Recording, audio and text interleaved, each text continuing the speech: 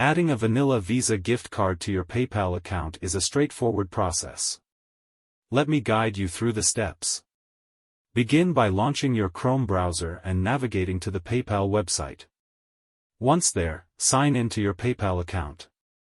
After logging in, you'll see your PayPal account dashboard, which includes options like Home, Activity, Pay and Get Paid, Marketing, and Business Tools.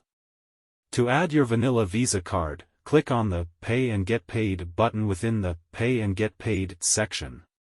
You'll be presented with several options, including Wallet, Invoicing, Make Payments, and Accept Payments.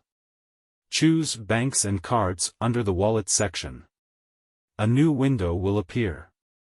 Since we're adding a vanilla Visa gift card, skip the bank option and click on Link a New Card.